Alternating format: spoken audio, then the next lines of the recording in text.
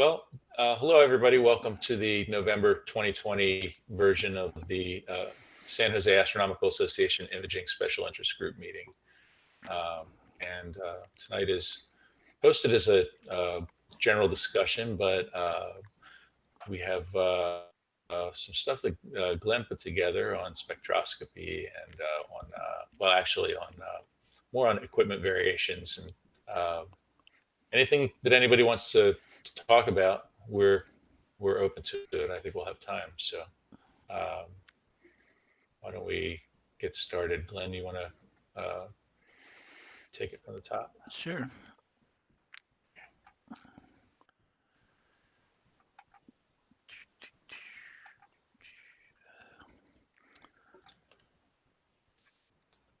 Whoops, I think I went a little too quick there. I need to press one more button. Okay.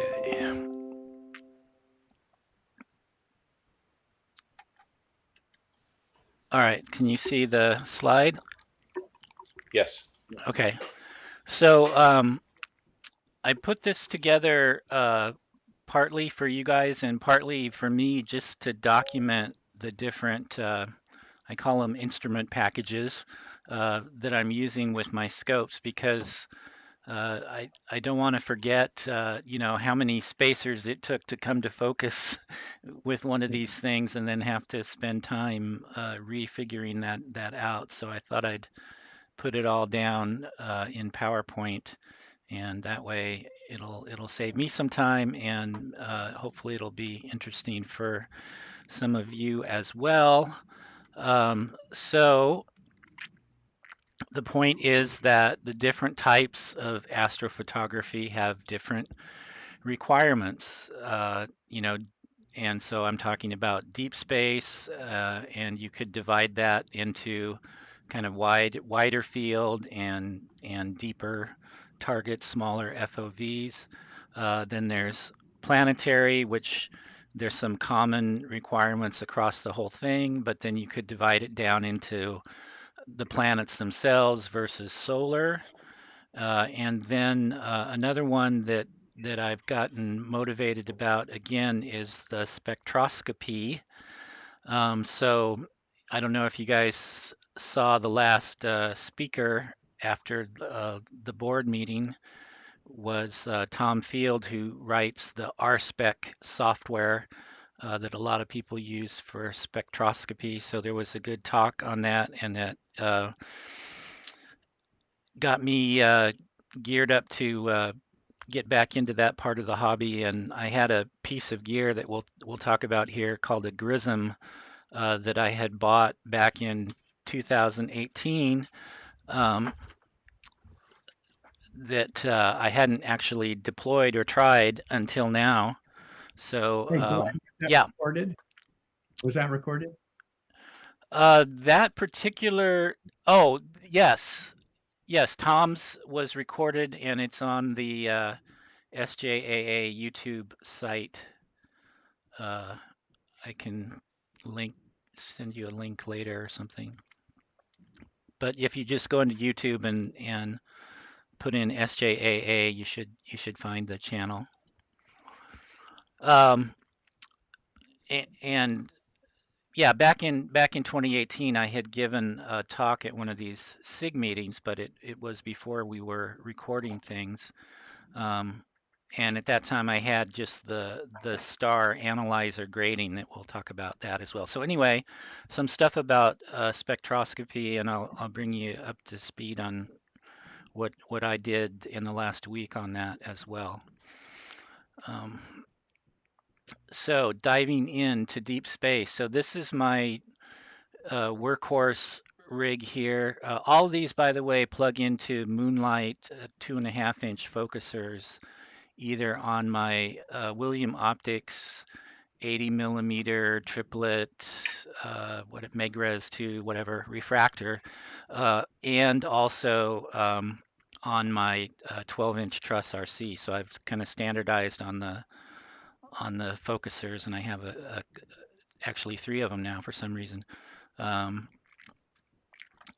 so everything threads into one or the other of the focusers. So just in review, what you're usually trying to do for deep space is you want faster optics. You're trying to have a smaller focal ratio than maybe your native scope has, and that's to limit exposure time.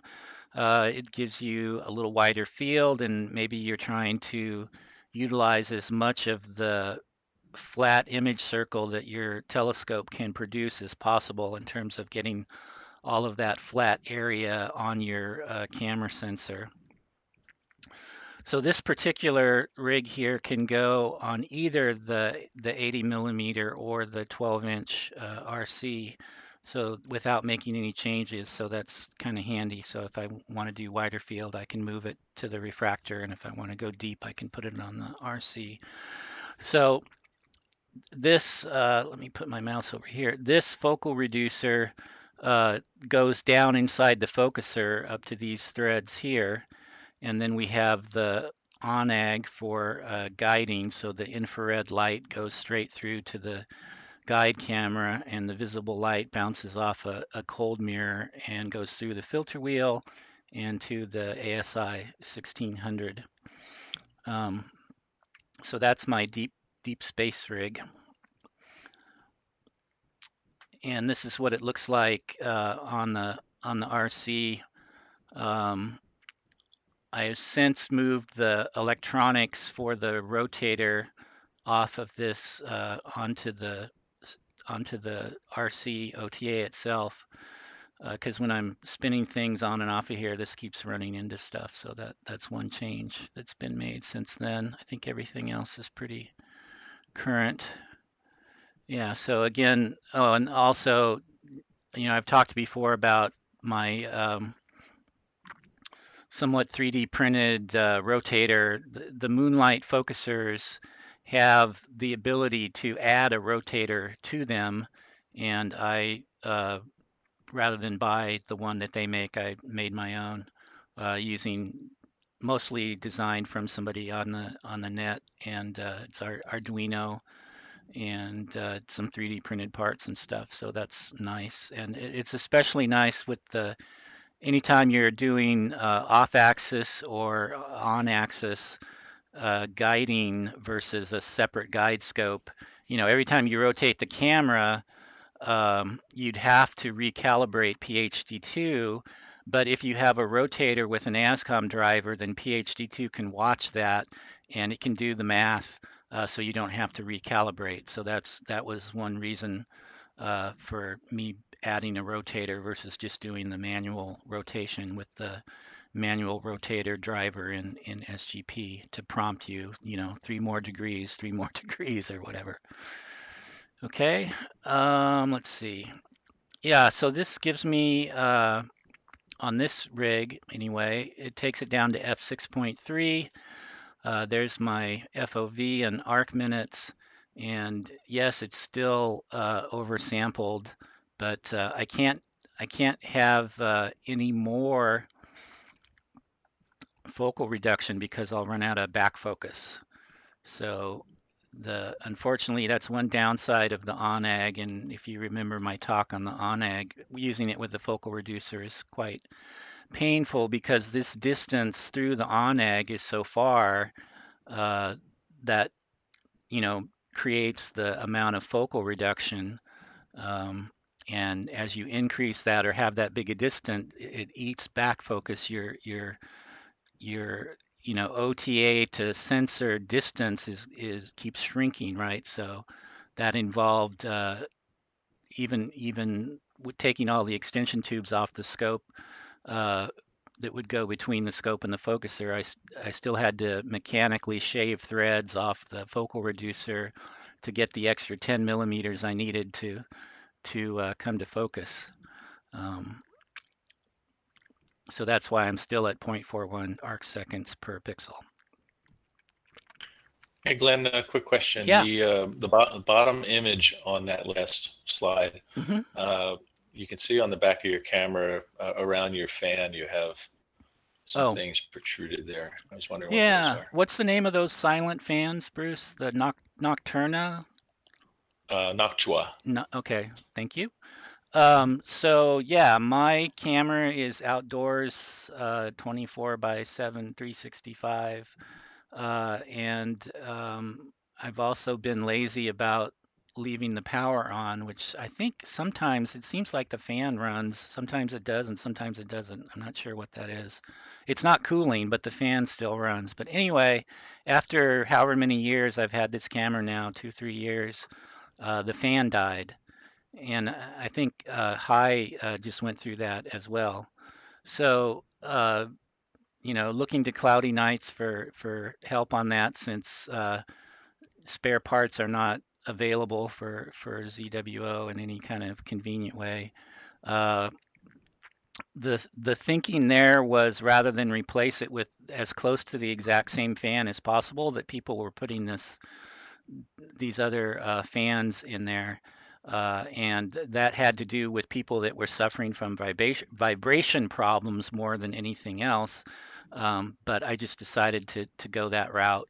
And the way that particular fan mounts is, rather than having screws, and this helps with the vibration control, it has these silicone plugs that you pull through this. So you pull them through the fan, and then you pull the fan against the metal by pulling these four things through the screw holes.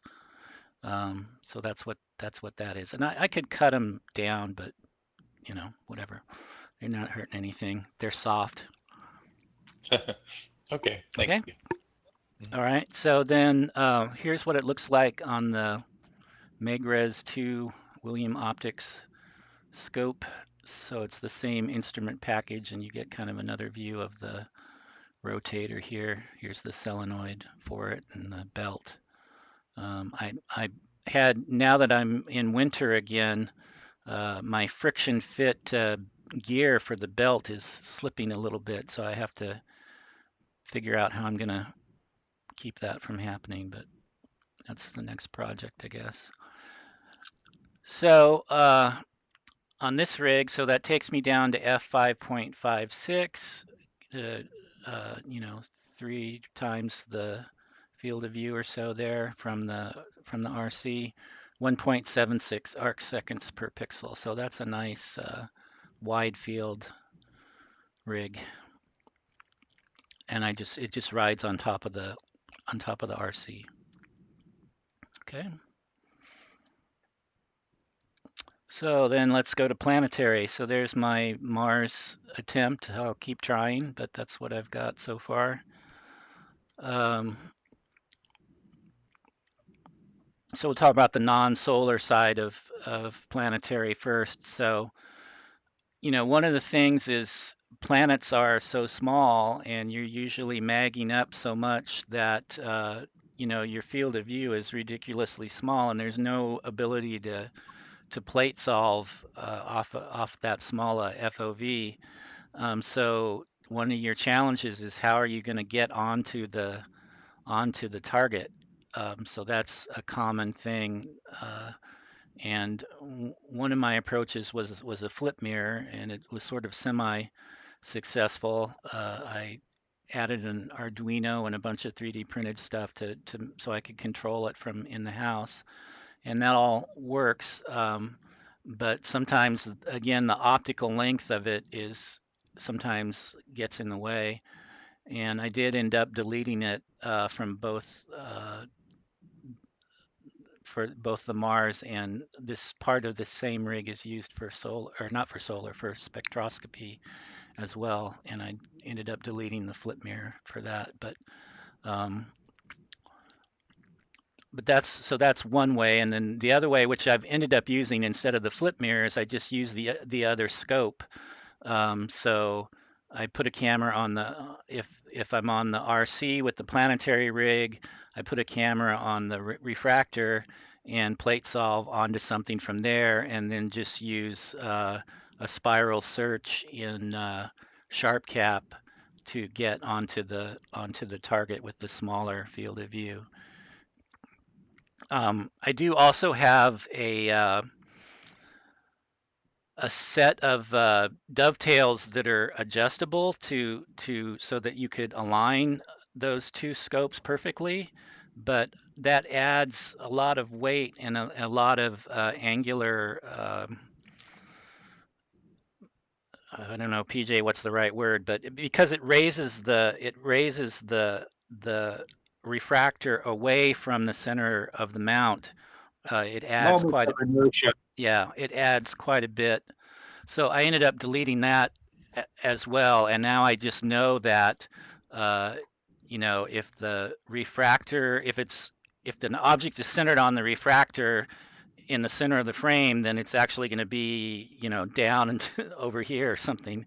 I can't look at my hands and get them right, but anyway, I know where it's going to show up in the where I need to move the object to be off center so that it will be centered in the other scope. So anyway, that's what I'm doing there.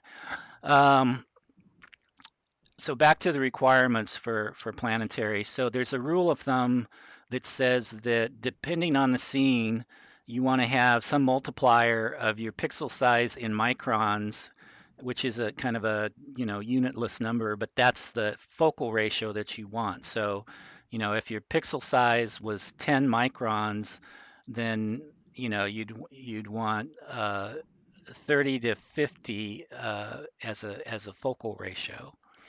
And yes, those are huge numbers. And I always tell the story that I learned when visiting Lick Observatory, and the nickel, I believe it's the nickel telescope, is a Cassegrain, and so they have three different configurations that they can do, which produce different f-stops. So they can put it where the secondary mirror would normally be for fast things, and then they can put it at the bottom in a full Cassegrain configuration, and then they can take the camera off and shine it on a mirror that goes down a hallway to the in the basement, and it's f39, and that's what they do for planetary. So, because you want a lot of magnification. Um, and then another thing, if you're trying to image planets that are below about 50 degrees in altitude, you're probably going to want an atmospheric dispersion corrector. So those are some of the requirements. So what I came up with here, uh, I ended up I tried first. I tried the club has a Mac Cas, and I have a Mac Cas as well, but the club's was a little bigger. There was a 102. Mine's a 90, and those are like F12 or F13 native, so those are good for planetary. But they have a focuser that's like on an SCT. It's kind of hard to automate, but I did do that as well with the 3D printed parts and the Arduino and all that. But when it was all said and done, I didn't have enough really resolution, so I went back to the RC, even though RCs are not supposed to be super great for planetary because of their large center obstruction. It reduces the contrast. But anyway, so I'm on the 12-inch RC.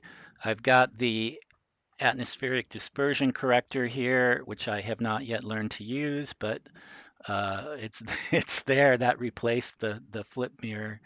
And then there's an adjustable Barlow. So this is the astrophysics. Uh, they have an acronym for it. I think it's like BARDV or something. The advanced Barlow, and it looks exactly like a CCD T67 focal reducer, uh, but it's a Barlow. And so you control the amount of magnification by how much space you have. Just like a focal reducer, you can control the amount of reduction. In this case, you can control the amount of magnification by the amount of space you have between it and the sensor. And it's 2 to 2.5 is really what this Barlow is good at. So I think I'm at 2.21 right now. And then for Mars, it was recommended that you use an IR bandpass filter for luminance. And I happen to have one of those that I was using when I was guiding from an external scope. So I wanted to add that to my filter wheel, but my filter wheel was 31 millimeters, and this is 1.25 inches.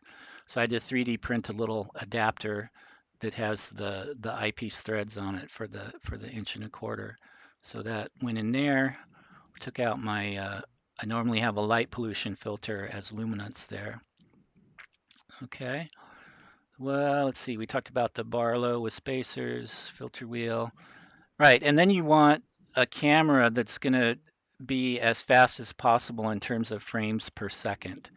So just in the ZWO line, the one that's the fastest monochrome that they have right now is the ASI 174. So that's the one I was using. And then I picked up, this is a newer color camera that's even faster. I had gotten rid of my, or sold my ASI 1600 that was the color version, but I picked this up, which is even faster than the 174 one-shot color. So we'll try that and see how it works compared to. So I had to remove the IR filter in that case for that camera, but with the monochrome camera, of course, I was using luminance and then the RGB, or actually just R and B, and the G was synthetic, was recommended by the gentleman that I chose as my expert. The London Astronomer is his site. Okay, let's see. Yeah, so either pass-through filter or the one-shot color camera. So this rig puts me at f17 or 0.15 arc seconds per pixel, and this is in that rule of thumb for amateur scene of 3 to 5 times the pixel size, at least for the 174 uh, focal ratio. Okay. Let's do some solar. This is my latest solar image. I managed to catch this sunspot just before it, in a moment of clear sky, just before it went around the edge. I saw it on space weather, and we're in a low spot of the 11-year cycle, so I really didn't want to miss this. But it was cloudy most days. But finally, I got a clear morning. So requirements for solar, if you've got a larger objective scope, kind of 80 millimeters or above, you're going to need to do something to knock out the amount of light entering. So you could either, just cut down on the opening by putting some kind of a mask, or you could get some kind of a filter. So you can just use a yellow or red photographic filter, which is what I did. I got a yellow one, but if you're going all out for the 12-inch SCT as a solar scope or something, then you've got a problem with. And people do sell SCTs completely customized for solar, but it's quite expensive. Just the energy rejection filter for that in itself is like $1,000 or something, I think. So it's crazy. So anyway, that's one thing you need. And then I'm using this camera quark. So I've got a separate slide on it, I think, but it's made up of, it's made to go on Canon lenses. So I don't know, you can kind of tell there's a Canon lens adapter there and another one here, and then I'm adapting it back to threaded connections for the scope. And I'm moving my mouse on the wrong picture here. So there's one here and Canon EOS mount here, and then I have other adapters added to convert that back to threads for astrophotography purposes. But it's designed for a Canon lens and a DSLR. But the point is, the two optical components here are, this is a telecentric Barlow, which is a particular type of Barlow that keeps all the light in parallel lines, and This is a 4.3x Barlow, and it's optimized for the HA bandwidth. And then this is the Etalon filter, which is the HA filter, and that's an oven with optical components in it, and you adjust the center frequency of that filter by adjusting the heat of the oven, or the temperature of the oven. So there's a knob here for that, and it's got I think 9 detents.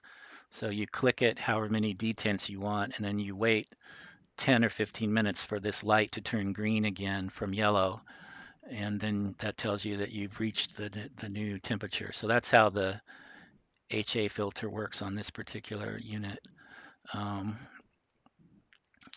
So we talked about the filter, and and so then another problem that you have with solar scopes is Newton's rings, and it has to do with an interference pattern that sets up on the sensor, and the solution is to either tilt the camera ever so slightly, so maybe 2 degrees, so the sensor it kills off the interference pattern. Or what I did was I bought a tilt prism, which does essentially the same thing, but optically rather than mechanically, and put that inside one of these. This is a ZWO Canon lens to T threads, and there's a 2-inch filter threads inside there, so you could put a 2-inch filter in there. And so I made again a 3D printed part where I could glue this prism, tilt prism, into that part and then thread it into the 2-inch filter threads. So that got rid of my Newton's rings. So that the Newton's rings look like a Fresnel pattern, just a series of concentric rings. So you don't want that. So that's how I got rid of that. So Pattern happens on any, like single, when you have just very narrow band light coming in, and you have two parallel pieces of glass, you get that, yeah, right? That's how that happens. So in theory, it would happen with regular astronomy too, and an HA filter, I guess. I'm not yeah, exactly not getting it, why we don't get it normally. Because I got it when I was taking, what do you call that, Northern Lights pictures, and they're a very specific frequency. Anyway, I had yeah, a question. sure. Another question for you is, why a Barlow? Isn't the sun big enough? So you're trying, well, so it's this lucky imaging, so you're trying to ridiculously oversample, and there's formulas for what's the maximum detail that It's lucky you imaging. You get. mean you don't use one exposure for the sun? Yeah, it's That's lucky. Yeah, it's yeah, planetary. You're taking video as fast as you can because it's that's the in and out of ultimate focus. irony, right? You got the brightest object by far you could possibly shoot, and you're stacking it. Yeah, so that image, let me back up here. If I click in here and then, yeah. So, whoops.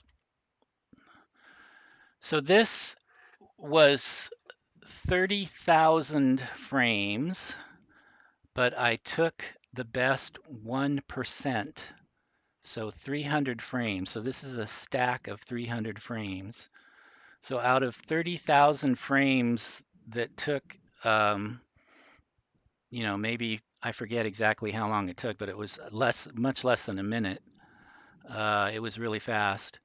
Because the area is so small, right? That's the other thing, is you're using a region of interest on your camera sensor. You're not using the whole thing, because again, you're trying to go as fast as you can. So reducing the amount of data that you have to transfer by reducing the region of interest lets you go faster and faster, right? But I So guess it is like you're stacking, but you're not stacking to get rid of noise because you shouldn't have any with the sun, but you're stacking to somehow improve resolution. yes, and what I learned,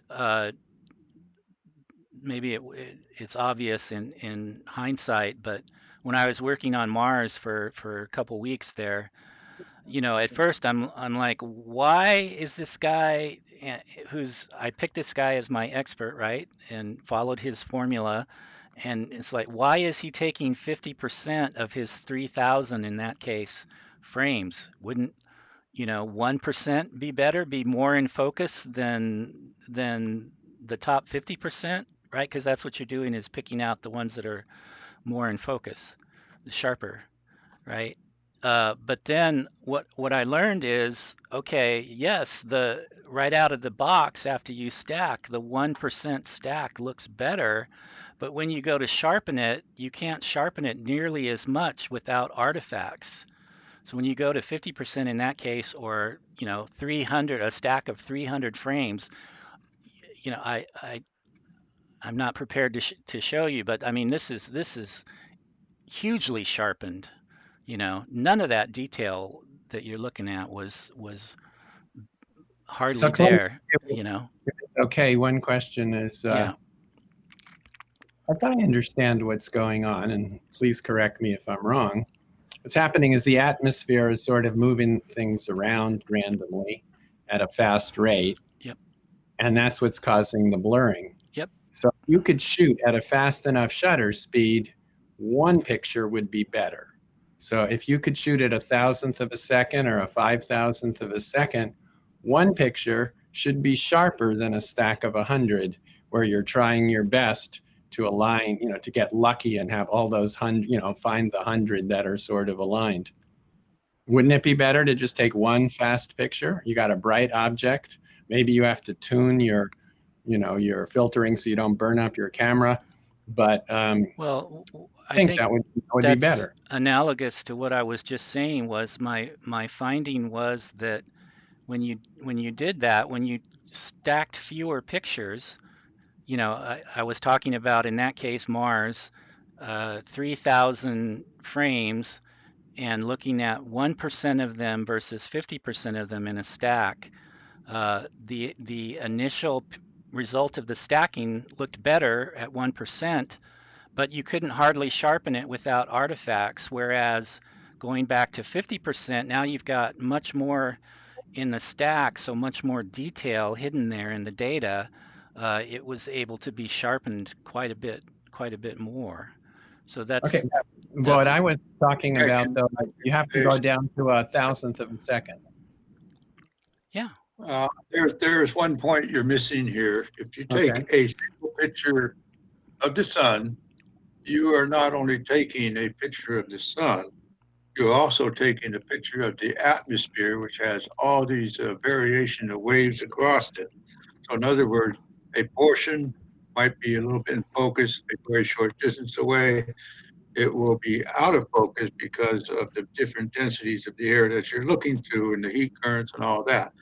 When you're using a tremendous amount of stacking to do this, then those are going to end up with a somewhat blurry picture, but the sharpening algorithms will be able to treat that and average that out. You are looking to average out what you're seeing in order to find out what's real and what is the atmosphere. And that's the important fact of why you do stacking, to do all those things. Well, I was hoping that if you shot, though, at a very quick speed, then whatever the atmospheric distortion is, it will vary across the sun. Okay. If you do analysis, it's not a still picture. Everything is moving. Everything is moving, even in that shot. The very next one, the atmosphere will be different, and various portions will be more focused than others. You're looking through the atmosphere like you're looking through water that's got ripples in it, And depending on how much rippling, how much turbulence is going on, that's why you have to take a lot of shots so that you can average that. And then from that, be able to pull out with a sharpening algorithm the detail that is real and be able to sharpen it. So you can take a picture, but it's not going to have much to do with the reality of the actual sun with just a single shot. Yeah, single picture will be with very low signal to noise ratio.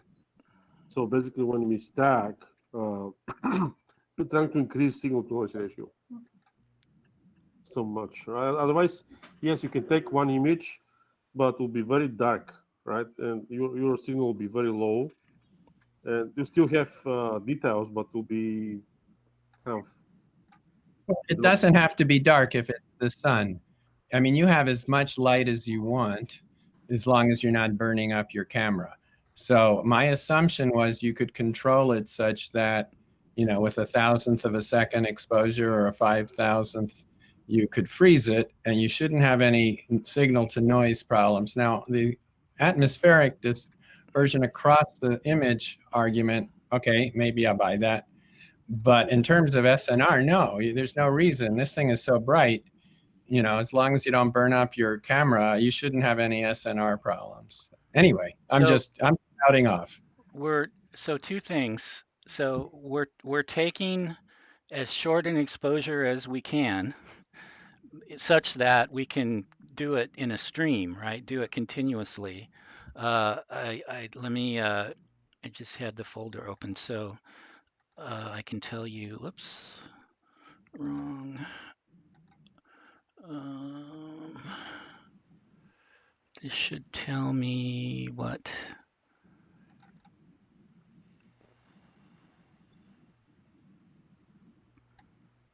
Let me drag this over here. So this is the actual video. So yeah, I was getting only 36 frames per second. So I don't know, without going deeper into the files, what the actual exposure time was, but it was, milliseconds. It's 36 frames a second. You sure it's not a 30th of a second? I'm sure, yeah, because the limit here is due to the region of interest I chose to get more of the surrounding detail of the sunspot.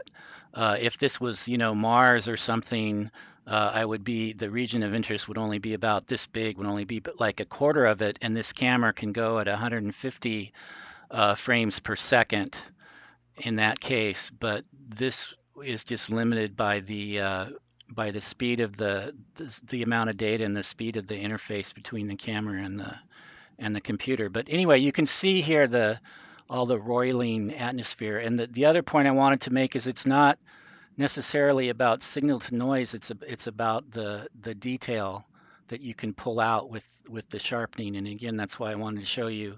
This is not very bright, but this is what the stacked 300 stacked frames looked like.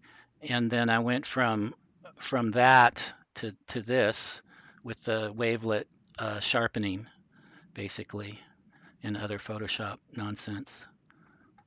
So that's what I've learned so far about Planetary. Okay, let's see, where were we?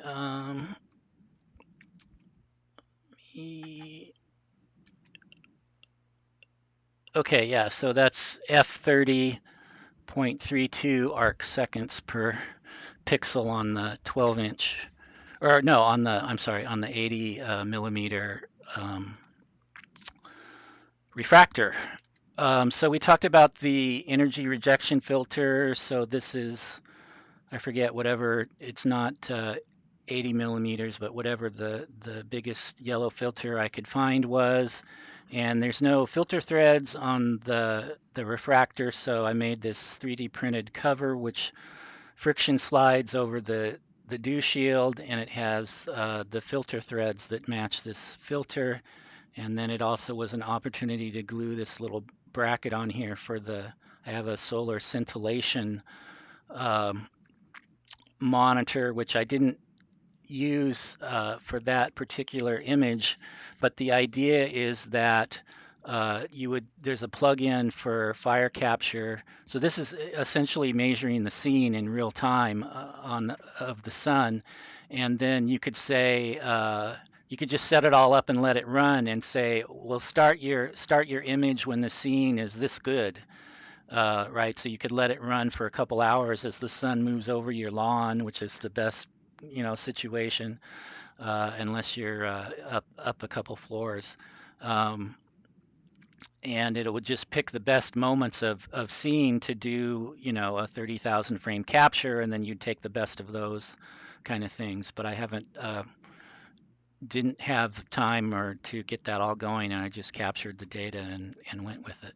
But so anyway, that's the energy rejection filter. Okay, and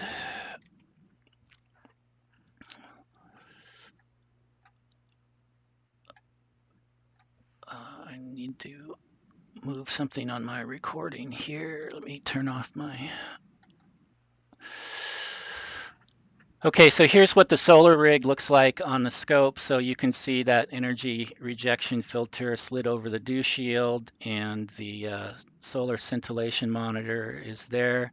There's also a solar finder, and have to put when you use a Barlow, it moves your focal plane out as opposed to in like a focal reducer.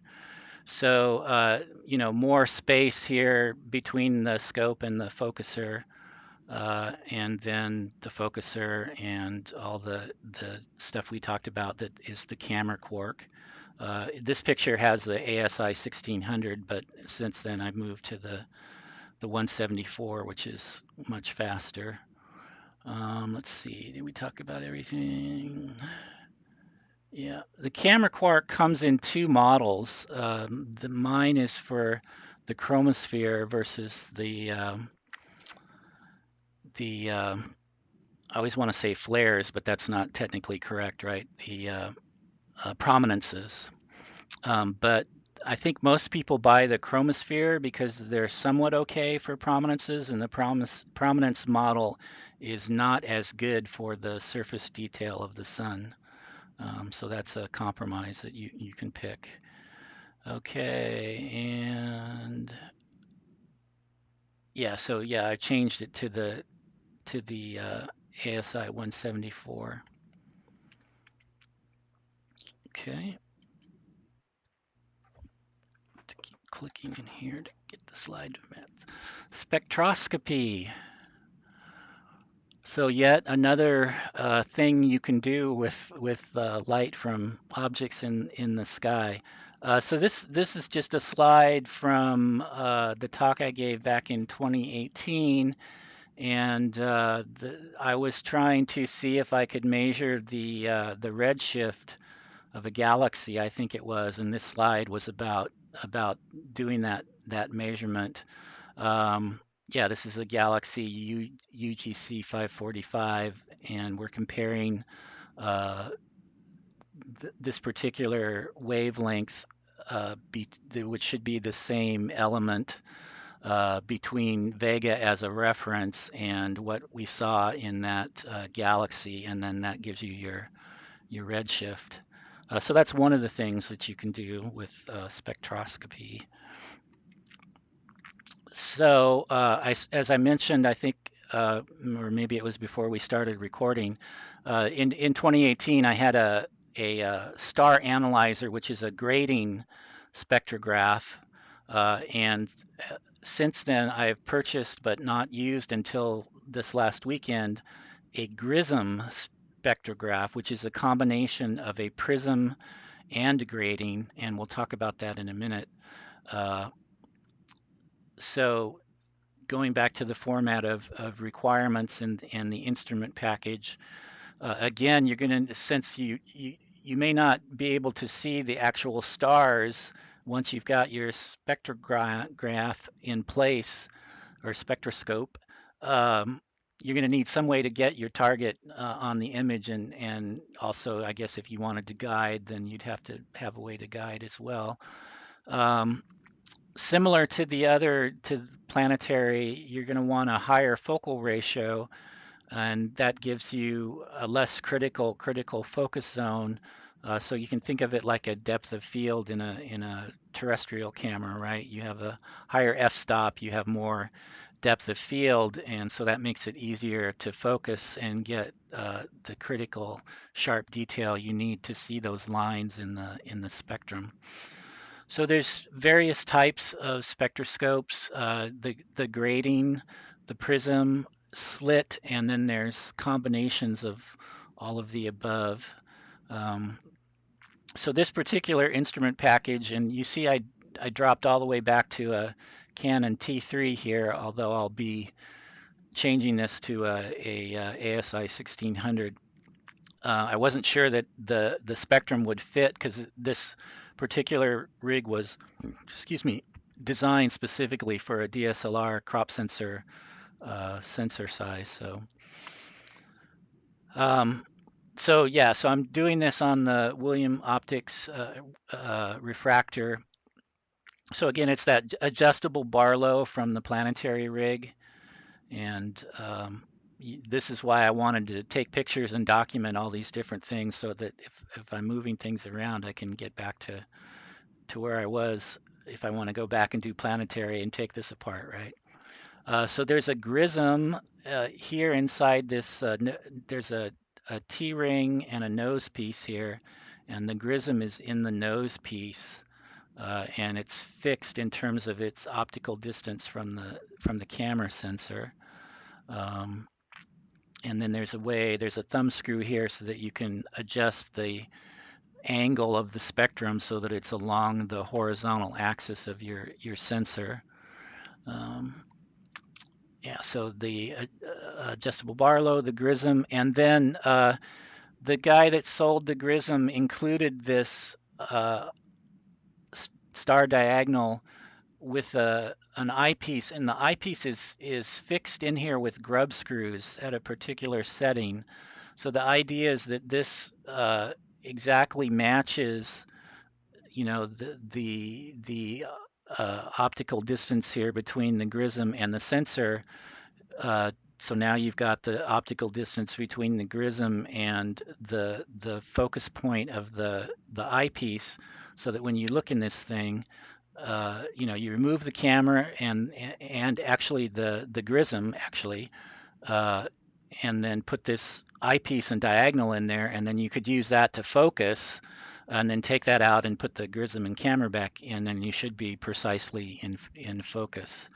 So that's one approach. Um,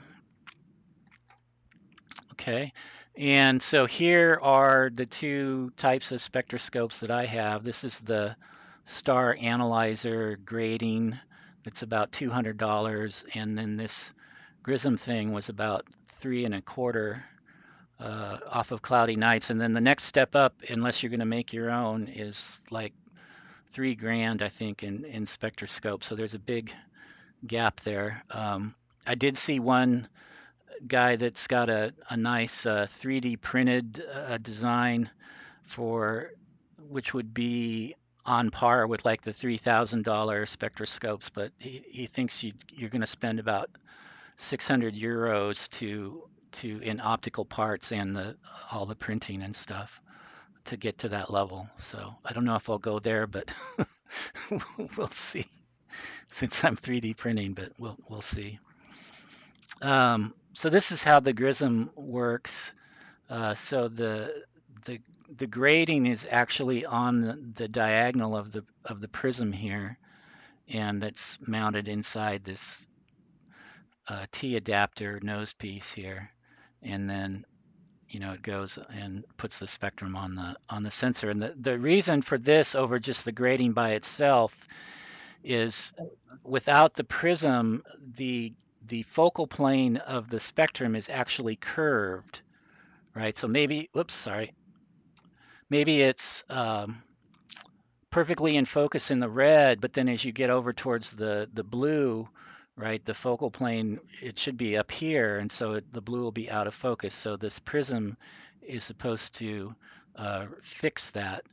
Now, one thing I've noticed is that with the grading, you normally have the actual image of the star and then its spectrum off to the side, and that when you go to calibrate your spectrum, that's convenient to know that the star is the quote 0 point, and then you can count pixels over to an H beta line or something and calibrate that way. But with this particular setup, it looks like you don't get a star image at all.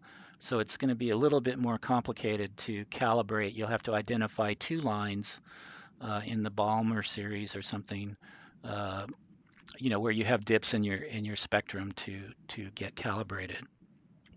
How do you even know which star you're taking a spectrum of? Yeah. So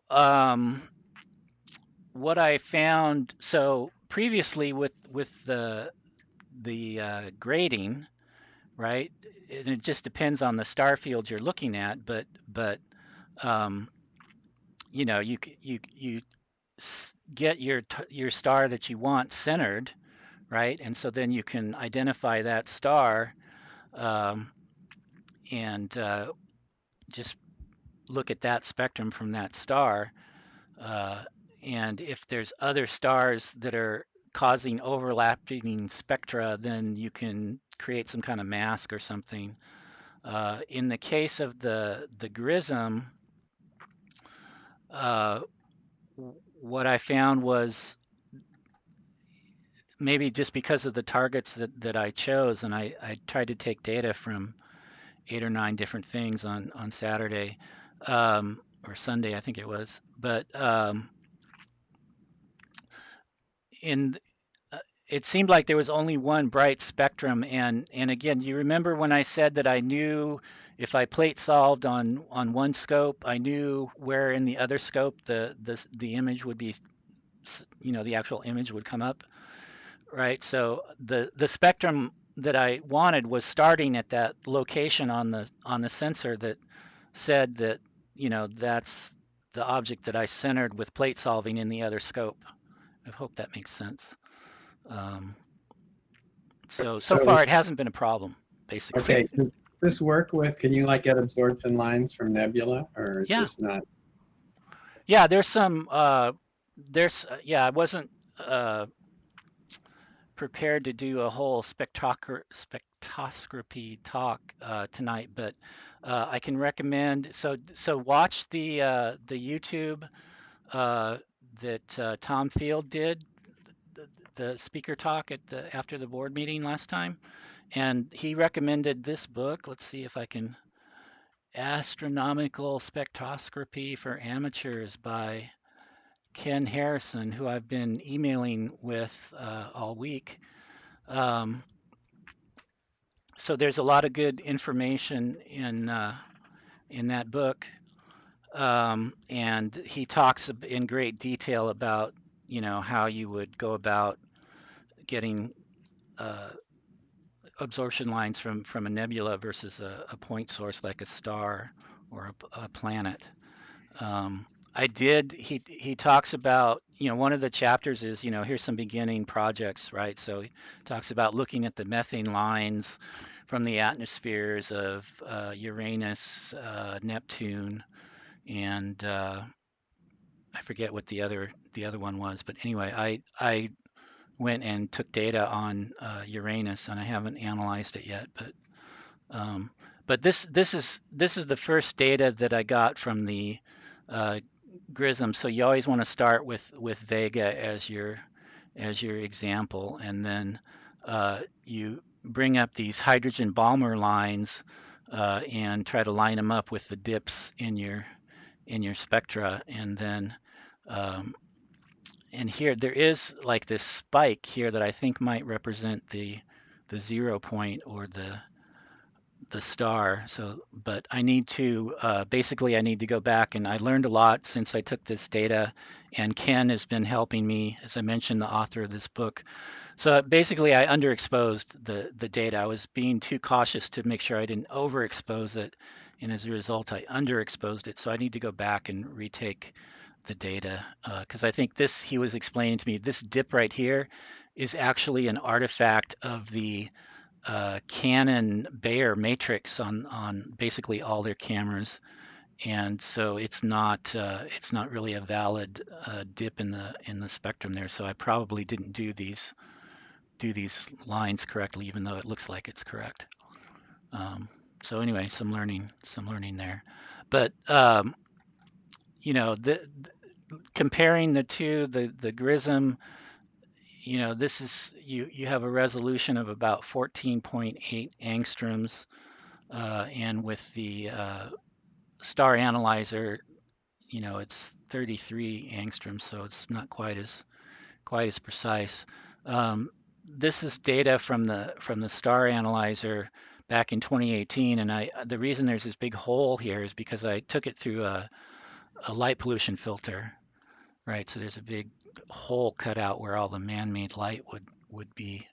But so this is a synthetic spectrum, colors mapped in here to the spectrum profile, and this blue line is the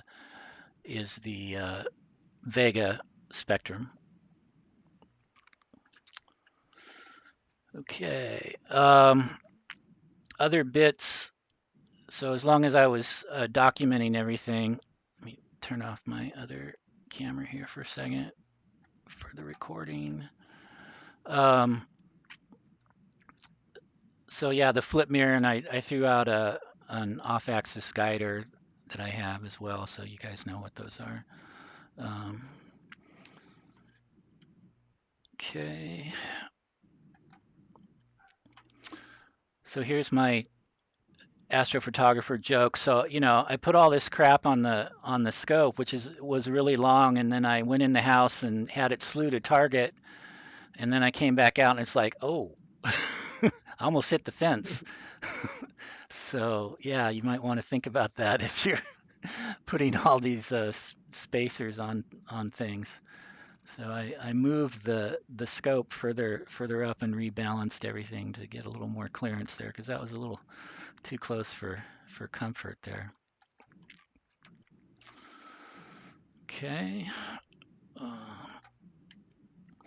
So now it's time for Gemma's questions. You got questions?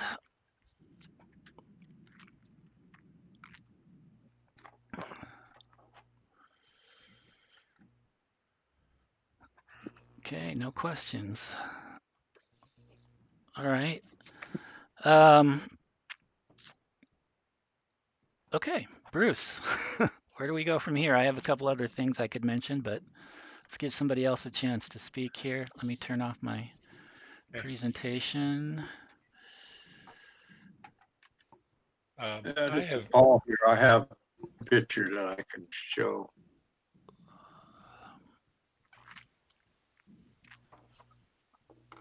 That sounds good, PJ. Let's see what you got.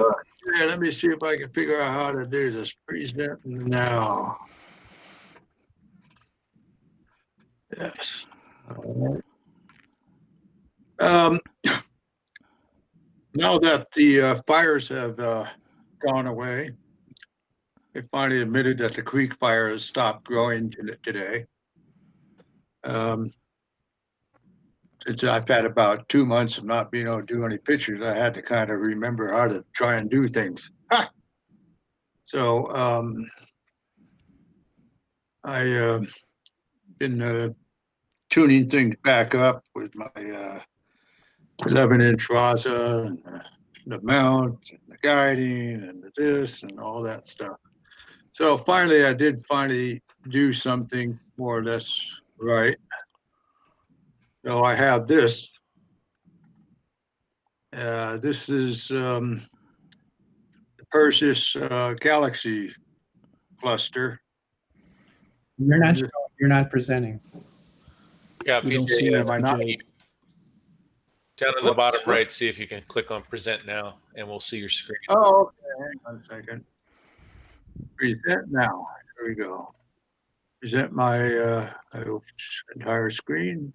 That work? Okay, I want to share this, I guess, huh? Okay. That's correct. Oh. So when I go here, do you see it? We're not seeing you present yet. No. think there's Oh, one more click. You pick entire screen, and then there's an OK at the bottom of that dialog. okay, Chrome wants to choose what you'd like to share. Let's try this. Okay, I share that. There we go. Here it Oh, comes. hey, Okay. hey, wonders never cease. So, I've got this. Wow. Hang on. Now I get rid of that. Oh, there we go. We'll do this. Okay, so this is, I took the data for this night before last, and this is 80 minutes of data with the VASA, 80 exposures, 1 minute apiece. And this is in Perseus, and this is one of the most massive galaxy clusters that we know about. It's 240 million light years away, give or take. And it also contains, well, I have my cursor here. This is known as Perseus A, which is evidently the brightest X-ray source in the heavens that we can see. And in this picture are about 1,000 galaxies. So this is kind of like an interesting thing that I've observed over the year. First of all, I observed this visually with my 18-inch a number of times. Well, quite a few times actually. And it was always kind of fun to see where I could point the telescope and count how many galaxies I could see in a single field of view. So I got up to about 25 or so when I lost count. So this is what you call a one-to-one view. And as you can see, many of these galaxies are ellipticals, some lenticulars, not too many spiral galaxies. I'm afraid they've probably gotten all eaten. And there are many, there's a lot of absorption from our galaxy and of course in intergalactic space. So all these galaxies have been quite reddened. So I was able to bring out the found stars and give them a little bit of blue color just to give some stuff to it. So this is the way the RASA works out with this one with the 268C, the QHY is these are 1.77 arc seconds per pixel. When I bend these 1.5 to 1.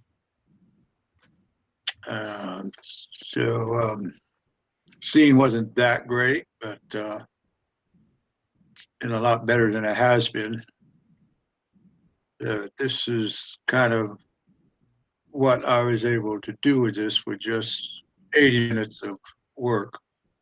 That being said, I had to throw away about 50 photos because at this point, I have not been able to figure out how to dither with sharp cap. And so I brought up my old Canon and had it run a random dither every about third shot and then just threw out the ones that got doubled. So what can I say? I'm a bit of a carpenter. Can't figure out this computer programming stuff that well. So why did you throw out the ones that were duplicates of the drizzle position? well, because each star was doubled. You know, it dithers during the middle of an exposure. So therefore, you know, each star gets doubled or, you know, trailed or whatever you want to call it. So then out of that, I rejected about another 10 just using analysis and picks insight for exposures. So it would be nice that if I could change sharp cap, but at this point, it doesn't seem to be happening too much. It's the program, frankly, is kind of like a little bit complicated to do what I want it to do. And it's a common issue. I can't figure things out, and but I make do. So, any questions with this picture here? No, I think that you can use a dithering setting in SharpCap when you're doing live stacking. You just have to connect it to PhD through SharpCap. And yeah, I have seen that, but I haven't been able to get. I don't really prefer to do live stacking. In a way, I'm sort of a manual, hands-on kind of guy, and I want to be able to inspect every photo that I take and decide. I understand. Yes. But so if I had to deconvolute that stuff in order to do that, you see. Yes, of course, PJ. But if you do a live stack, you can discard the live stack. You don't have to keep it, and you can have it keep each of the individual fit files that you save.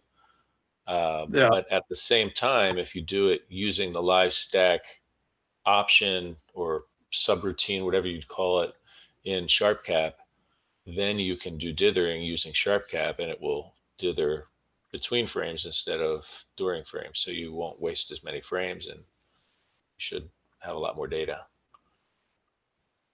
You're going off, Bruce. I don't know why. Yeah, well, maybe figure it out someday, and then when this COVID stuff is over, maybe I can have somebody come up here and show me how it's done. Okay. That's kind of an invitation to come up to the stairs and that sounds like fun. Yeah. So hopefully we'll all be able to do things like that soon. Maybe by the summer if we're lucky. Okay. Well, that's about all I've got to do. Data that I can now run through and see how I can do on it. So that's what I'm get to do when the moon gets into the sky. Thank you Everybody very much. else do lately. Does anybody have any images that they want to share? Francesca, you've done some stuff recently down in Pinnacles, I understand. We're looking at specifically one county that is part of. If you want, I can can quickly show it. Along partisan Sure. lines not to certify. Absolutely. Can I take the presentation, PJ? I'm going off. Let's try.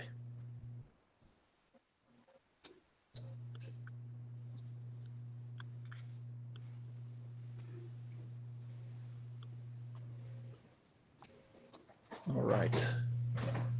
So this is PJ's image, which I was looking at on Astro Beam.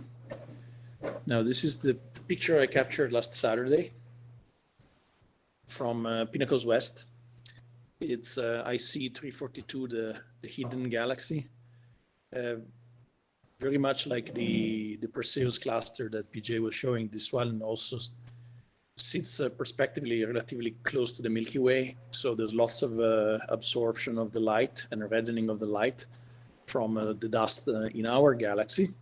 And so the galaxy is always also sits in the middle of a dense star field, so it's hidden. And so that's where the name comes from, by a curtain of stars that I tried to render here without doing my usual star reduction, so that you can see the density of the star field and the colors.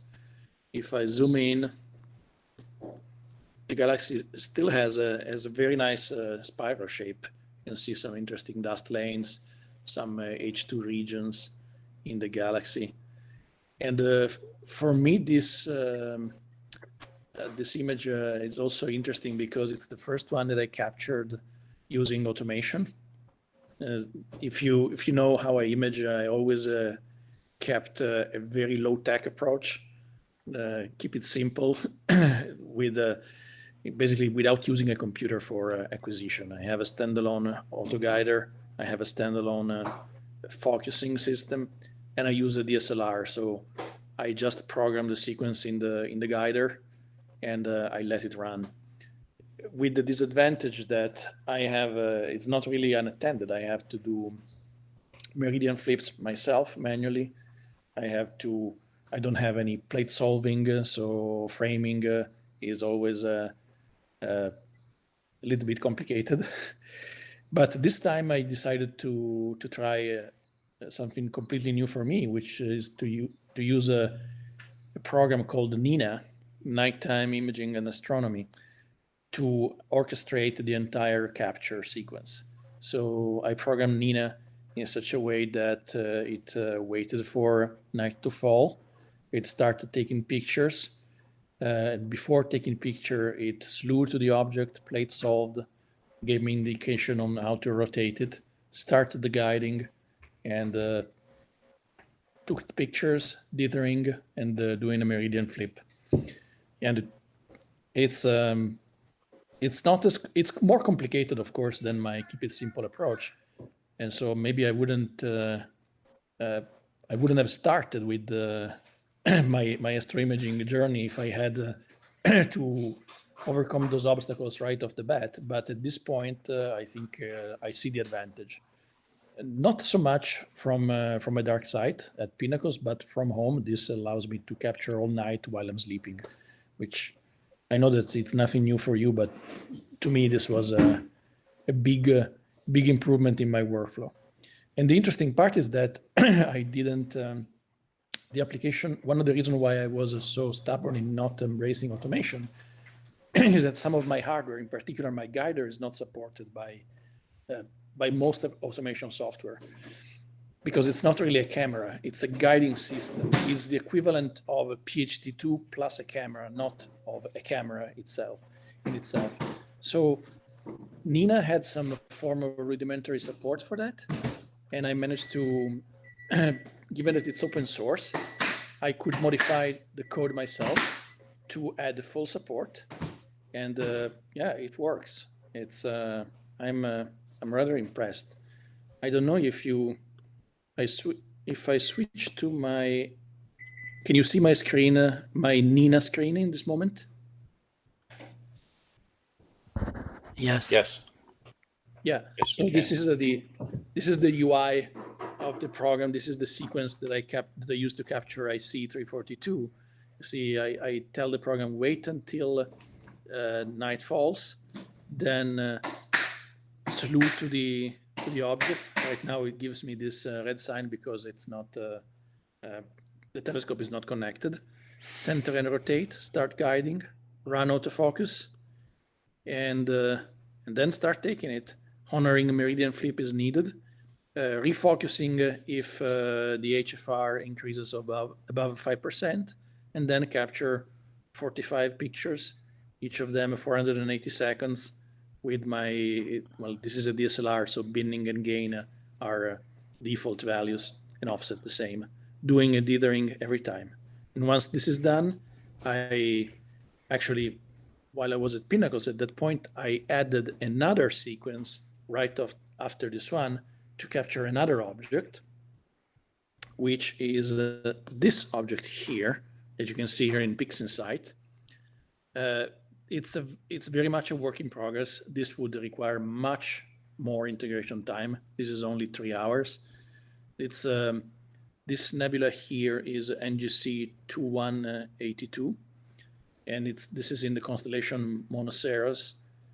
I found this nebula particularly intriguing because of all these dark dust lanes that you can see here. It's called the Angel, right? Somebody called it the Angel Nebula, but after Rogelio imaged I can't remember the name, but he imaged an image which is part of the IFN that he calls the Angel Nebula, and I think that the name stuck, and so I think the Rogelio's Angel has superseded this one. But yeah, I agree with you. I heard it called with his name. It is extremely faint. It takes it requires a lot of way more integration time than I gave, probably 10 to 12 hours. This is only 3, and has some nasty reflections from Gamma Monocerotis and from another star that I couldn't identify yet. But yeah, if the weather cooperates and the COVID lets us go out of the county still in December and January, maybe I'll be able to integrate more data. Now, the nice part with Nina is that I can use plate solving to go exactly to the same point at the same orientation. So it's going to be much easier than I used to be comfortable with in the past. That's a game changer, isn't it? Yeah, it is. It's a big improvement. Especially if you want to get back to the same image that the same location that you were at another night, you can just plate solve one of your prior images. Yeah, the plate solving is a huge improvement. The other one, well, meridian flip, of course, if you want to do unattended imaging. The other thing that really impressed me is the autofocusing. So I was using basically, I have a focusing system, motorized focusing that does a form of dead reckoning.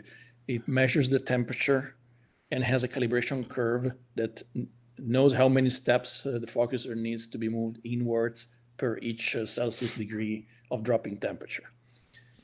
But of course, it's an open feedback system. It's you never know until the sequence is done and you're looking at the images. By using this Nina or other softwares that can support autofocusing, using the main camera as the detector for focusing, it's all the guesswork is gone. You have a very nice V curve, and it determines the best focus point, and it constantly monitors the HFR during the night. And so if something changes, then it can trigger refocusing. In the case of my imaging experience at Pinnacles, when the HFR degraded, unfortunately, it was because of dew and not because of refocusing. So that spelled the end of the night for me. But yeah, that was a very fun experience. So some of us that have tried Nina in the past saw a lack of scheduling flexibility. Has that been addressed yet, or? Yeah, so let me go back to my Windows terminal so I can show you. So this is what they call the advanced scheduler. You can have conditions like wait for time, wait until the object has reached a certain altitude, and when the altitude goes below a certain threshold, you can schedule. Of course, I'm using OSC, but if you have a monochrome camera with filters, you can decide to do only certain filters, depending on the night. I'm not sure. I unfortunately I don't have any other experience with the things like SG Pro, so I don't exactly know what to look for. But if you can give me examples, I can find out what's available. This is what they call the advanced scheduler. There's also an easier scheduler that has fewer options. So for instance, you cannot set those conditions like wait until the object has cleared a certain altitude and so on. Okay. And it's all drag and drop. These are the various verbs that you can add to the program, so to speak. And for instance, you wanted to program in such a way that at the end of the sequence, the scope is parked. You just drag this where in the sequence you want it, and it's there. And it would be executed after the sequence in this case. Voyager, which is another sequencing program, or in general astrophotography program for capture, has something called drag script, and I believe it works in a similar way, dragging things in order for each thing that you want to do. Yeah, I haven't used that aspect of it, but it's a pretty powerful way of doing things, I understand. one of the things that's also interesting, in addition to being open source, has a plugin architecture. So people can, in theory, develop a plugin for the sequencer. For instance, they don't use a forum; they use an app called the Discord. There was a discussion there. Somebody was suggesting implying that he would like to write a plugin that lets you sample the local horizon, and lets Nina decide that, well, I can only image this object after has cleared the obstructions in the local horizon, and so it takes care of that for you. Wow. I haven't seen it yet. It was only vaporware. Sounds like a great idea, though. Yeah. All right. Okay, thanks, Francesco. I'll give back the presentation.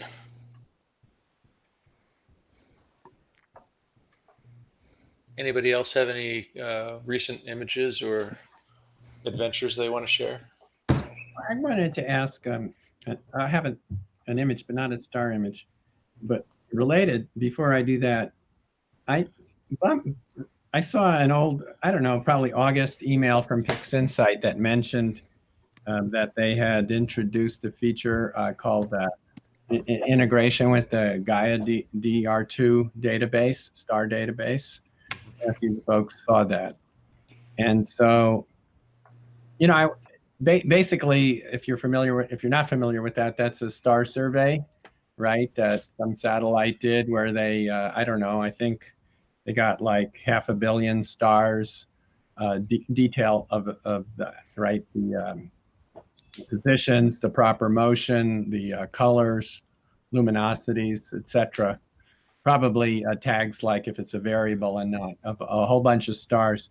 It doesn't look like it's really integrated yet with many PixInsight tools, other than I believe their solver. But that would be interesting, right? To take your image and play with it and point at a particular star and get details about it. But anyway, as far as I could tell, and I did send an email to Rob, who seemed to indicate that it wasn't doing that yet. But anyway, they allowed for the ability to do that for people who write plugins, I guess, for PixInsight, and who knows, perhaps one whatever his last name is, will do that, right? So that's interesting. But anyway, that got me interested in this Gaia database, which one can access anyway. Just via Python. So I did this one little thing I'll show you about, since I'm taking these astronomy classes, and everybody, in every class talks about HR diagrams and, this and that about the HR diagram. So I solved one of my images and dumped just, into a text file, the RA and deck positions and radii of all the stars that I solved in the image. And then here, let me share the screen for a second. Is this through AstroPy or is what through AstroPy? Your Python, are you using AstroPy or some other package, or you just to access Gaia? Yeah. I believe so. I believe it was an AstroPy. But in any event, so so you can see that HR diagram there? Can people see it? Oh, good. So this is cheating. This is a first step, but what this is the start. I took an image of mine at M13 of M13. The reason I took M13 is I didn't want any nebulas, like coloring the image, changing the colors of things. I don't know. So, most of my images have big red things all over the place, and I figured that would sort of change the HR diagram. So I took something that didn't have that. PJ's image clearly would have worked too, although those would have been galaxies, so that's a whole different story. And anyway, but I took the detections, but then all I did was, given my RAs and decks, queried Gaia for their for the color and for the for the color, and for the absolute luminosities. And then that's what an HR diagram is, right? It's a log plot of temperature and absolute luminosity. So anyway, but here you do see a nice HR diagram with, there's your red giant part, and there's your main sequence, and cut off here, maybe because I don't know why, either because it really is M13. The picture was much broader than M13, and maybe M13 does stop there because of its age, or who knows why I'm missing brighter stars. But anyway, maybe they're all saturated or something like that. Who knows? But I'm going to stop sharing and give you a little more detail about my plan and then end. So did I stop sharing? Yes. Okay. Yep. But I cheated, right? Because I used Gaia data. And so then the next plan is to just sample the pixels off of my image that I did the star detection on, and get the color from R minus, blue minus red, and try to get the absolute luminosities by the pixel values normalized. I'd use the Gaia. Gaia gives you the parallax value, so you can compute the distance to all the stars. And so maybe the pixel values normalized by the distance squared, and see if I can make myself an HR diagram like's in the textbook. But anyway, that was my little project. Are you familiar with Astro Image J? No. I would think that it would do most of what you were talking about, but I could be wrong. I don't pretend to understand all the photometric stuff that it does, but that's what it's for. Oh, cool. I mean, Yeah. the point for me is to do it, right? Yeah, no, I get that. But yeah. But anyway, Gaia is an interesting resource too. Yeah. It's two lines of Python to get information about any star. And I was going to say that sort of the long way around to do what you were talking about, where you could click in your image and get data. You can put your image in Stellarium and it overlays accurately the stars that are there. So you could then click on a star and Stellarium would tell you all the details about the star. So for my project, the important piece of I'm sort of starting with the HR off of Gaia. Yeah. To see where I screw up, right? Yeah.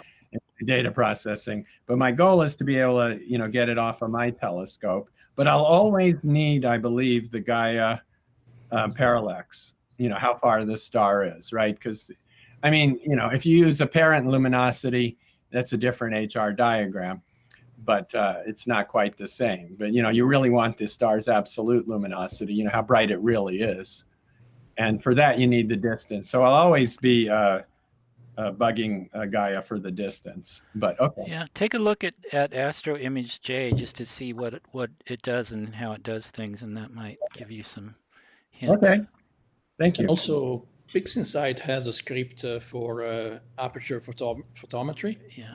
So it integrates the fluxes for you. Okay, so it would give me the fluxes. Yeah.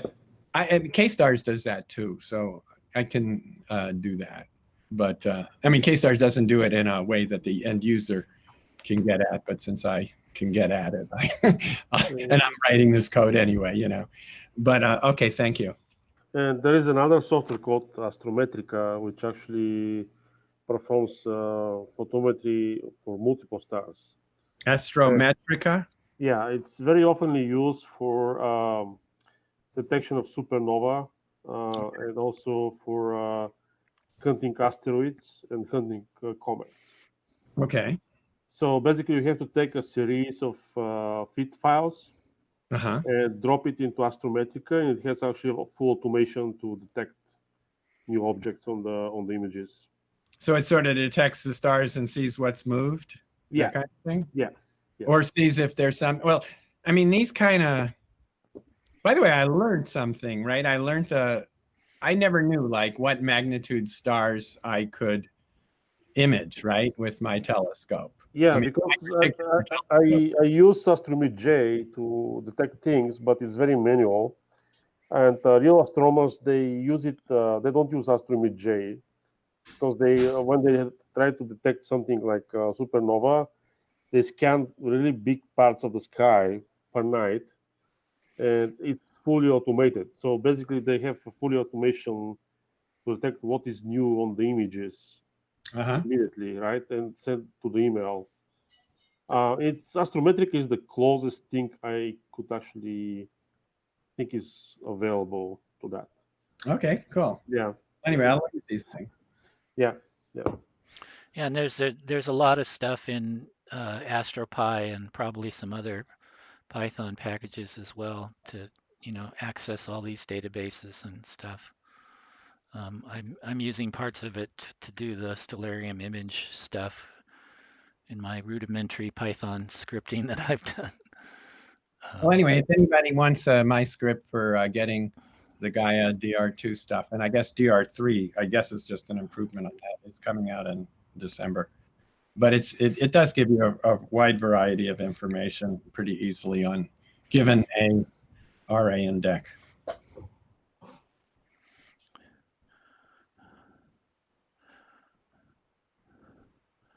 By the way, again on Stellarium, sorry, I'm stuck on that planetarium versus others, but I recently learned that you can bring in sky surveys, so you can turn off the nebula images that we've put in and show instead, a DSS survey or something. So you can, even if there's not a nebula image there, you can get an actual picture of that area of the sky to kind of see what framing you might want to use and stuff. So it's kind of handy. Yeah, what's the name of that? There's a website that I use that I like. You guys probably know about it, WikiSky. That's one I haven't heard of. That's really cool. Check it out. Okay. That's wikisky.org. It does just what you're saying. Okay. So that's how I frame. Okay. Yeah, the framing in Mosaic Wizard in SGP is nice that way, and then you can put in the name of an object, and it'll go get a DSS survey for whatever degree size you tell it, or you can give it an astrobin URL, and it'll figure out where that is in the sky and pull in that sky survey, or you can put in, RA and DEC, and then you can draw. If you're doing a mosaic, I just use it mostly just for single frames to figure out how I want to rotate the camera, right? And how I want to position, the framing basically. But you can also, just draw a rectangle and it'll say, well, that's, 4x4 or 5x8 or whatever mosaic. So you can compose your mosaic that way too. So that's a pretty cool feature. Glenn, would you say again the name of that tool? It's in Sequence Generator Pro, and I've lost track of the different flavors they sell, but it's in the higher end version of what they sell, and it's on the tools menu, I believe, Framing in Mosaic Wizard.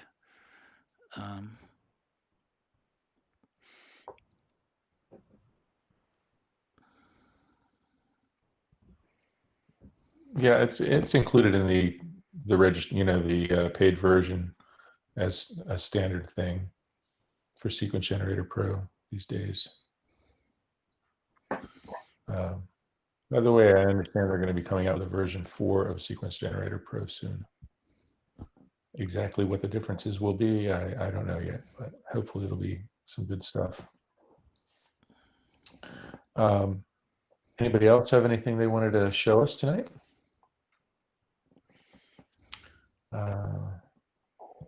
I was actually wondering if maybe Francesco has an idea. Have you, you probably haven't upgraded to the new Mac OS yet, I guess. Oh, I'm lagging behind. I'm still with Mojave. Uh-huh. Well, you're sticking with what works, and that's. I have some 32-bit software that I needed to continue using it, so I cannot even go to Catalina. Got it. Okay. Yeah, I was telling Bruce before that I'm stuck on High Sierra. I can't move from that until without spending a lot of money on some software that I let go out of support. Yep. I have the same problem. Yeah. But what was your question, Bruce? PixInsight. The new version, probably not. PixInsight doesn't work. Maybe with using. I don't know if it would work with the new, the Big Sur version. That's what I was wondering. I mean, we have had issues in the past where things changed, and then PixInsight didn't work with the newer version. So I was just wondering if anybody had any input on that. I'm not planning on upgrading anytime soon. I think there are probably a lot of growing pains that have to be worked out with the new Mac OS, but it looks interesting. Yeah, I haven't even looked at the forums to see if anybody has tested it. I'm doing it right now. Okay. Did people see the Telescope Live launch their 2.0 platform? I got a lot of emails from them because I had bought some time, but I didn't know if people in general knew about it. Okay, crickets. Yeah, I got also invitation Okay. for that. Recently, actually, one of my images got actually top pick. Astro Beam. It was actually from Deep Sky. What was that? There's another online telescope array in Arizona. What was that? Deep Sky West. Deep Sky West, yes. And I didn't know until yesterday that the image actually is a top pick. I opened my Astro Beam and saw, oh, I have a top pick. It is of a nebula. Let's show that. Let's see. Login.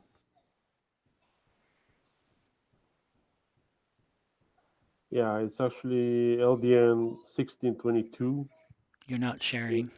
Yeah, just a second. Yeah. Okay.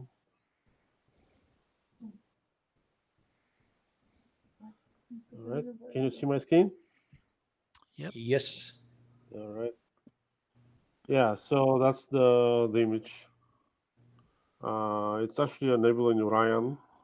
Oh, beautiful. Yeah. So I saw the advertisement. You see on the right there are a bunch of advertisements. Wow. And I saw Deep Sky West. They have 4 sets of data. And what I like most on this image is that I was able to see this kind of white area here of the nebula surrounding the dark side, dark patches of dust. Right. There were actually more people actually trying to actually process this data, but so far this image is one of the few that actually you can see this halo kind of structure around. Cool. Yeah, but it's there. Congratulations. Yeah, thank you. So, yeah, I'm imaging tonight as well from a telescope. Well, very nicely done. I think that arrow icon, because I saw that pop up on a bunch of images. If you hover, I think it's, I don't want to rain on your parade here, but I think it says you're nominated for a top pick. Yeah, Yeah, that's nominated. correct. Yeah.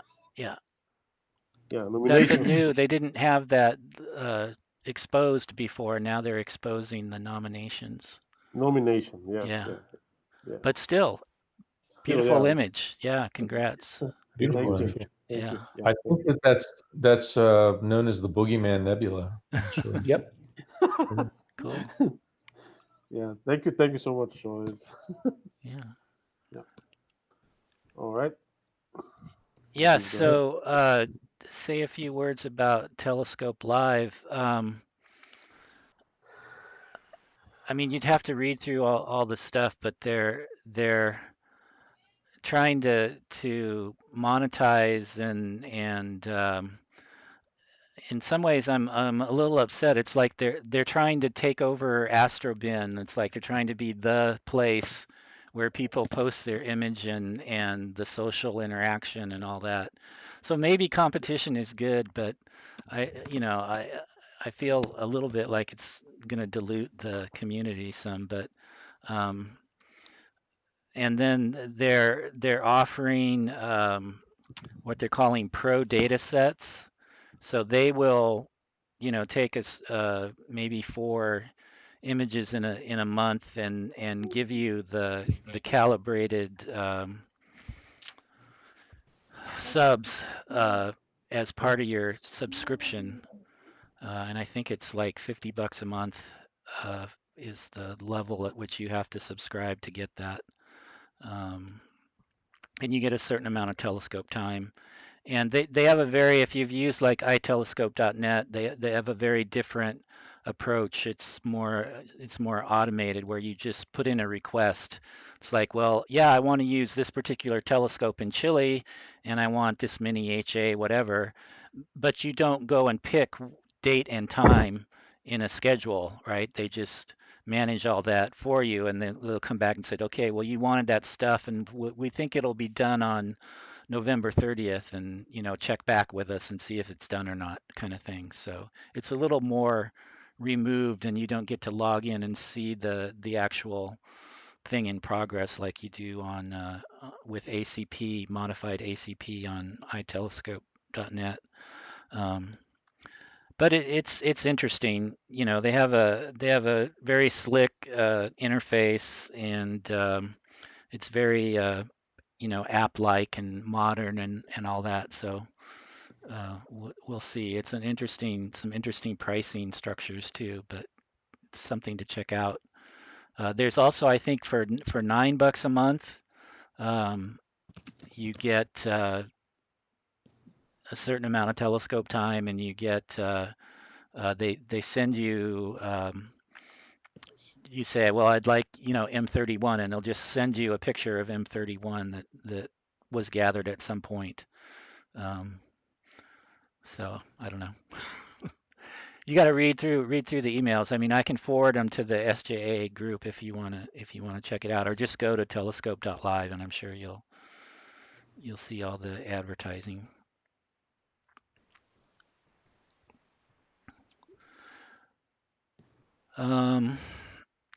Let's see.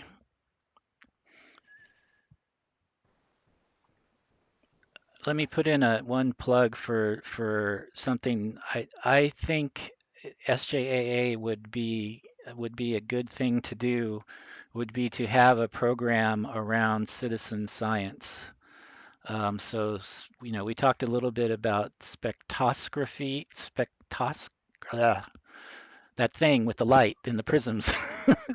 We talked a little about that, and we talked a little about photometry tonight. And we've had talks in the past. The high school did the radio telescope project, and we had going back a couple years, we had the high school twins that did the exoplanet search and wrote software for NASA and all that stuff. So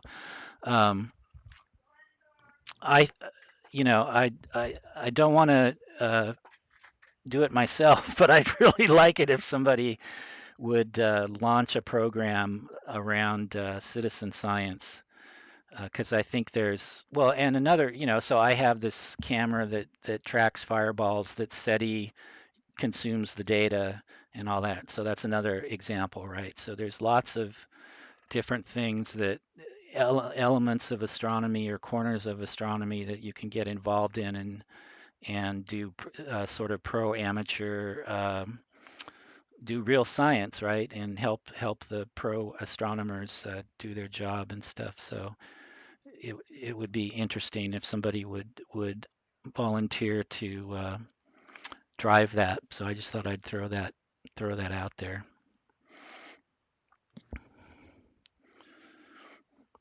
Well, I'm interested to some extent. Cool. Yeah, but we can actually discuss. Okay. Yeah. Because I have been in touch with professional astronomers and I provide some data to them back in time. And there are different aspects. We can actually talk what exactly can be presented. And actually, it's very nice to everybody because sometimes we take subs and feed files and data, and all of a sudden, actually, I found an asteroid on the image.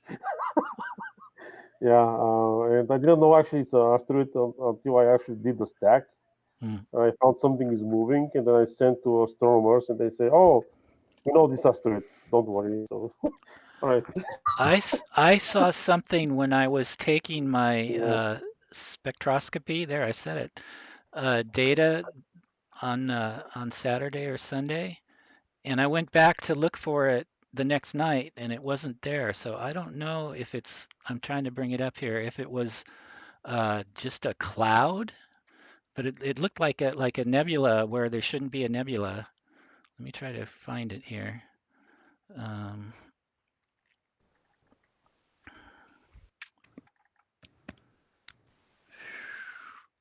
Terabytes of data.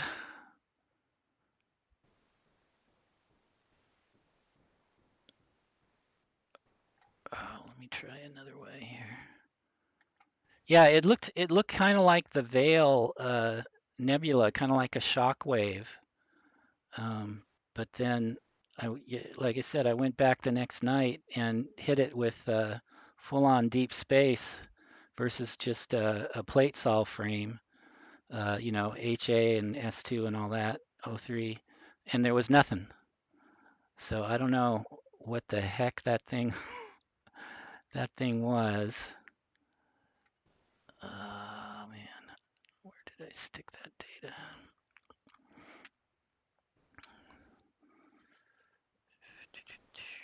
Well, I know another place. It's on my Google Drive.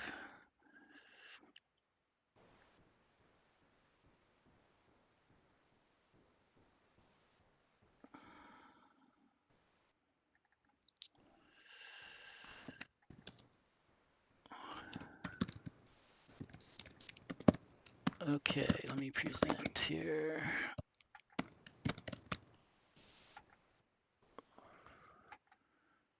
Share.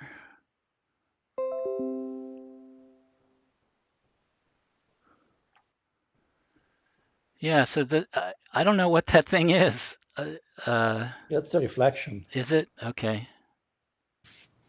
Because it wasn't there the next night. So it's a reflection from something bright off the screen. Is that off the target? Yeah, and probably very close. Is it possible that something like a street lamp? Yeah.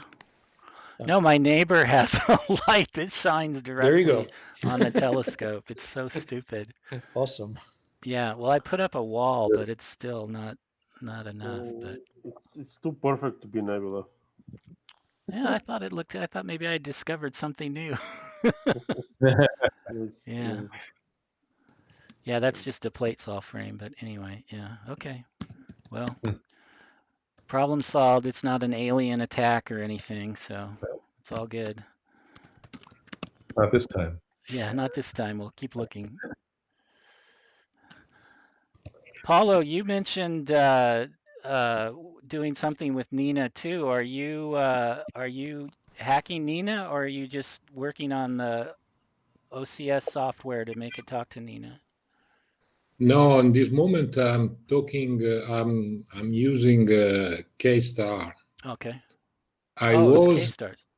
Yeah, I'm using K-Star in this moment, and I was using Nina. I tried Nina a few months ago, but I stopped for the lack of scheduling.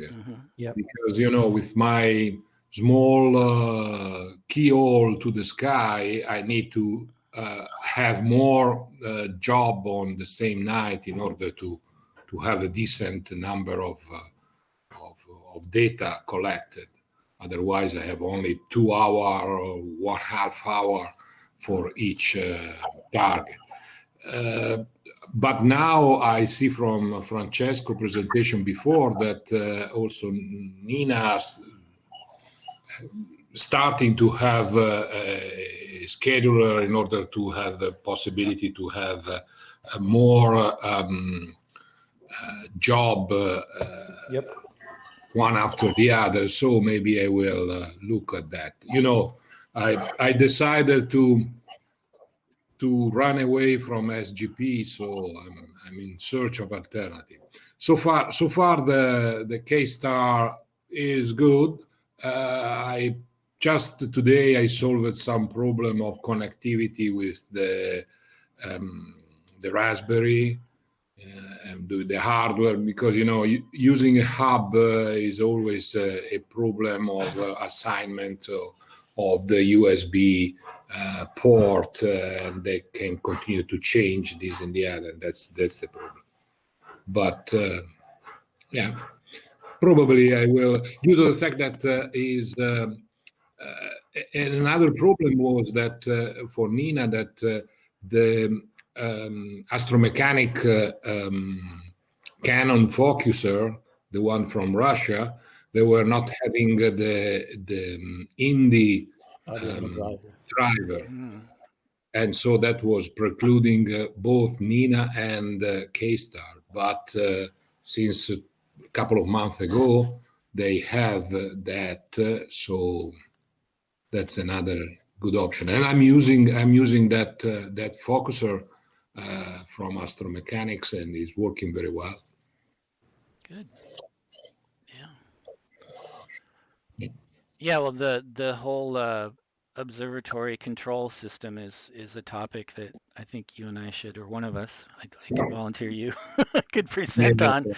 People are probably tired of hearing from me, but that's another thing that you know we've been working on during the COVID thing. So even though we don't have observatories, it's kind of nice to have all the weather sensors telling you what's going on.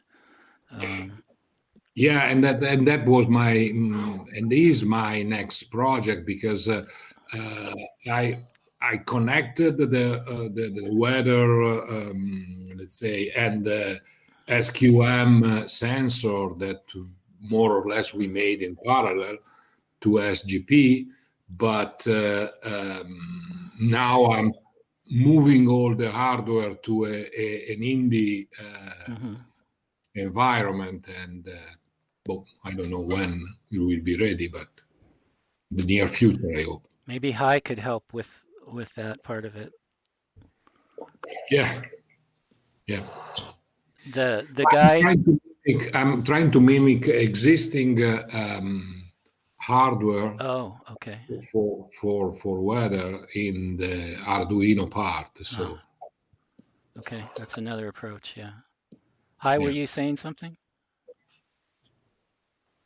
No, Hai left. Oh, yeah, Hai left. Okay. Well, that's we can give him the action items then.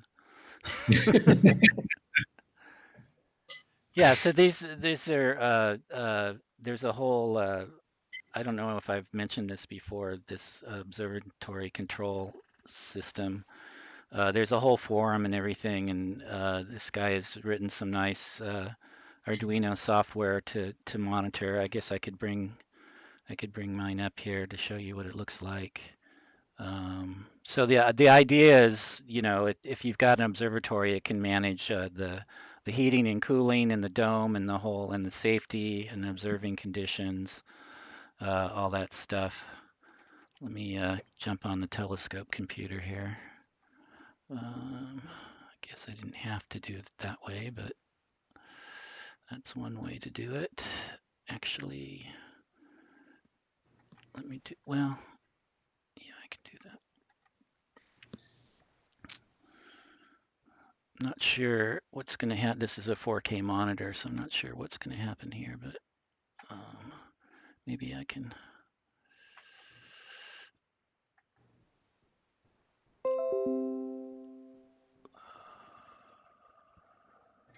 Looks good. You can see this window here. Yes. Okay. It's small. It's small, but I guess it. I could do. I could probably do. Maybe not. thought maybe Can't I could scale zoom it. maybe? Yeah, I'm trying. Control plus. Here we go. Does that help? Yep. Yeah, so this is this observatory control system. So it's all Arduino based and just various sensors, weather sensors that are connected to it. So just this is the overview, and it's all modular. So you add there's a config file where you say, I've got a rain sensor and I've got a sky quality sensor, and so you just add all that stuff in and what your limits are for safety and unsafety and stuff. So see here, it's telling me it's unsafe to observe because it's very cloudy right now. So this is just the main status panel, and I added in the DC power supply voltage there. And then I've got a thermostat. Again, I don't have an observatory, but the box that I put all this stuff in is too small and it gets hot. So I put a fan in there. So the fan turns on at a certain temperature. And then you've got weather, and I've added these weather sensors. And then you can click in here to see the graphs. Glenn, why is your power supply reading 11.4 or 11.6? Is that because It's just the voltage drop between the mount and the cable going across to the observatory control system. Huh. What's going on here? This thing offline. Well, there should be graphs here.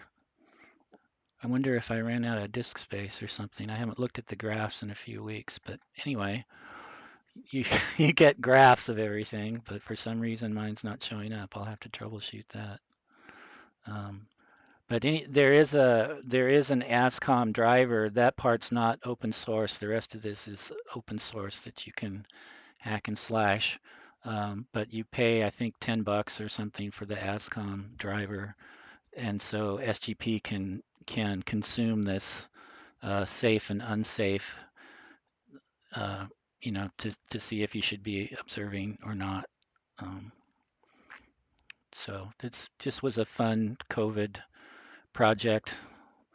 Lots of electronics and a certain amount of packaging, which I didn't do very well, which could be done better in terms of exposing the weather sensors to the sky in the right way and having it be rain tight and all that stuff.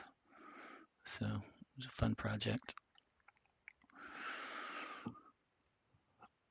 very cool. And you Yeah, and if I'm not wrong, that was the let's say the wired version. Because you have your Ethernet connected to the unit. Correct? Yeah. Yeah. Yeah. Yeah. Instead, I've done the other version with the Wi-Fi. Yeah. With the Wi-Fi. Yeah. Yeah, it's a Arduino Mega with Ethernet board on top. Yeah. And then if I was going to get serious about it, if I had an observatory, there's the hardened versions of these boards that you can pay a lot more money for that are supposed to be idiot proof, which I need. So, yeah. No, instead, I'm using the ESP board that are sort of mega Arduino or bigger Arduino with 4 megabyte of memory. So you have a lot more. And they have the Wi-Fi integrated inside the board. The same, more or less the same that the water quality sensor used. Okay. You have not connected or found if there is any correlation between the seeing and the air quality value?